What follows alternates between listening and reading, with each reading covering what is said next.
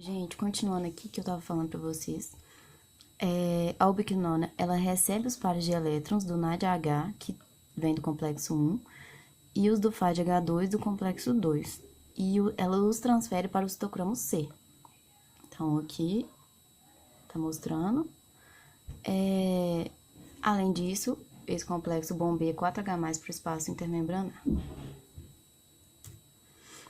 Isso daqui, a Beth já perguntou em alguma prova, definição de citocromo, ou de transportadores de elétrons, não foi na minha prova, mas eu coloquei aqui para vocês não ignorarem esse slide, que citocromo é uma proteína transferidora de elétrons que contém um grupamento prostético M.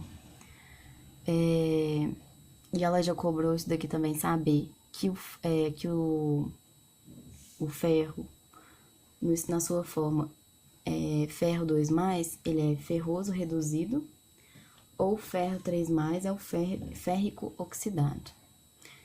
Ou só saber, que eu acho que é o que ela pediu, que era pra saber que o Fe2+, né, ferro 2+, é a sua forma reduzida, e o ferro 3+, é a sua forma oxidada.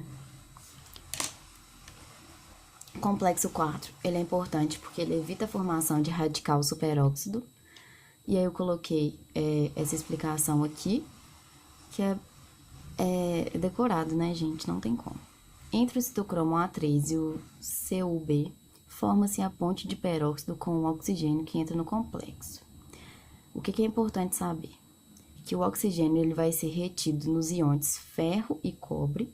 Isso impede a liberação de intermediários reativos, né? Que são as espécies reativas de oxigênio. Então, o que acontece? Lá no complexo 4, o oxigênio entra e ele pode ficar retido no ferro, e essas espécies reativas podem ficar retidas no ferro e no cobre. Isso é importante para evitar a formação de superóxido. Então, esse que eu falei é um dos mecanismos para evitar essa formação de superóxidos.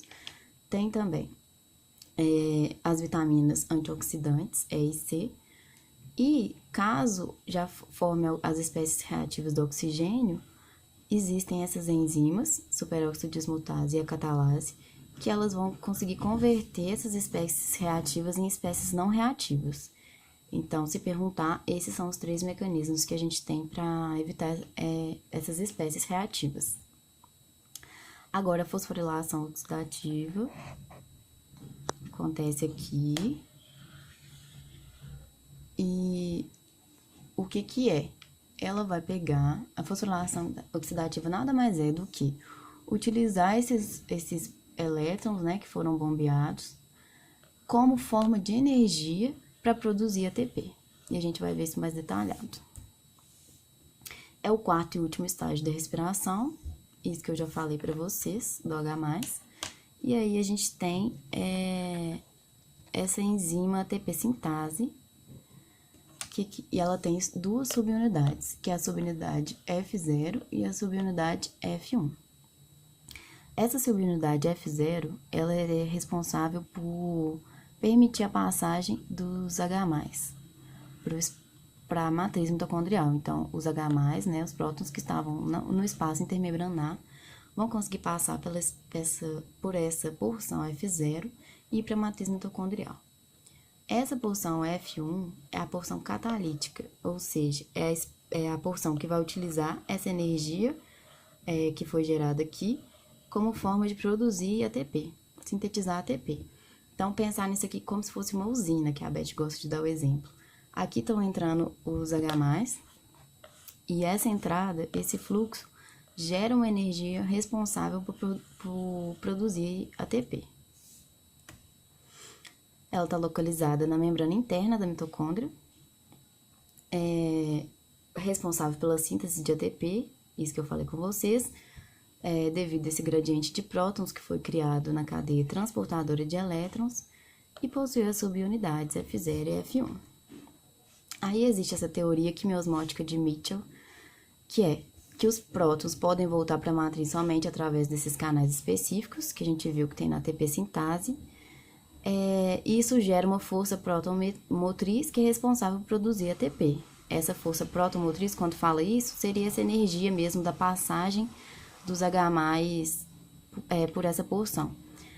E aí, essa energia gerada, que vai estar no... o complexo 1 vai ser responsável por pegar essa energia e produzir ATP, que é isso que eu já tinha falado. E aí, tem essa formulazinha dessa teoria, que é esse gradiente químico, ou seja, a maior quantidade de H+ no espaço intermembranar, e o gradiente de carga, que é a maior quantidade de cargas positivas no espaço intermembranar. Isso tudo faz gerar a força protomotriz. Por quê? Os H+, daqui, se tiver muito H+ aqui, a tendência é entrar. E também a carga positiva. Se tiver mais carga positiva aqui do que aqui dentro, a tendência também é equilibrar. Então, basicamente, a teoria quimiosmótica de Mitchell é isso, explicando por que isso gera a força protomotriz. Aí, a Beth coloca isso daqui no slide dela, que são transportadores, que eles vão ser simultâneos. Por exemplo, para entrar na matriz, vai entrar o ADP, ao mesmo tempo que no mesmo transportador vai sair o ATP. Por isso que é um antiporte. Um vai para um sentido e o outro vem para outro sentido. E tem também esse transportador aqui, que é simporte, que ao mesmo tempo que vai entrar esse ácido fosfórico, vai entrar o H+. Esse ácido fosfórico aqui tá nessa forma, mas é basicamente para falar que vai entrar um fosfato inorgânico, né? Que é aquele PI. Então, entrou ATP, entrou ADP, entrou fosfato inorgânico, H+, fez todo aquele processo, gerou ATP e vai sair ATP. Opa. Isso daqui, só para resumir, depois vocês olhem direitinho. Cadeia transportadora de elétrons, bombeou H+ para o espaço intermembranar. Esses H+ do espaço intermembranar vão passar pela porção F0, isso já na fosforilação oxidativa. E a porção F1 vai gerar ATP. Então, é um resumo de tudo, para vocês verem que uma coisa está conectada com a outra. Aí, se não tiver conectada com a outra, é porque está existindo um desacoplador, que são substâncias que separam a oxidação e a fosforilação. Os íons H+ passam para a matriz mitocondrial sem a participação da ATP sintase. Então, se eles estão separados funcionalmente, os íons H+, eles podem até passar, mas eles não vão passar pela ATP sintase. Se eles não vão passar pela ATP sintase, não vai ter síntese de ATP. Isso daí pode ser uma coisa fisiológica mesmo do nosso corpo. Por exemplo, a termogenina é uma proteína desacopladora. Ela cria uma via alternativa por meio de um canal iônico para que os H+ consigam voltar para a matriz, só que sem gerar ATP, porque não vai estar utilizando a ATP sintase. Isso daí, toda essa energia que foi gerada, se ela não está sendo sintetizada em ATP, não está sendo usada, ela vai ser dissipada como calor. Isso é importante, por exemplo, para recém-nascidos, porque essa termogenina fica lá no tecido adiposo marrom deles, e isso daí vai gerar um aquecimento, então é uma coisa boa, né? Tem esses desacopladores naturais, coloquei aqui para depois vocês darem uma olhada, porque não tem como eu explicar de algum jeito, porque infelizmente isso é decorar, mas só para não ignorar. Tem os desacopladores sintéticos, que a Beth, na minha aula, ela deu o exemplo de medicamentos para emagrecer, que ela até citou um caso clínico, por exemplo, que uma paciente chegava ao pronto atendimento com uma febre muito alta e uma febre que não estava conseguindo passar, que os médicos já tinham tentado várias alternativas e tal. E aí perguntava o que pode ter sido. Podia ter sido o uso de medicamento para emagrecer, que ele é um desacoplador, então tá gerando, dissipando muita energia em forma de calor, e isso tá gerando uma febre que não abaixa pelos mecanismos normais. E aí perguntava o que podia fazer. Elizabeth perguntava. Então, o único jeito de abaixar essa febre era colocando essa paciente dentro de uma banheira com muito gelo.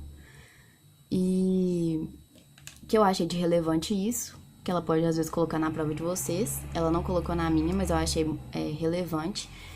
E além de medicamentos para emagrecer, também os inseticidas também possuem desacopladores.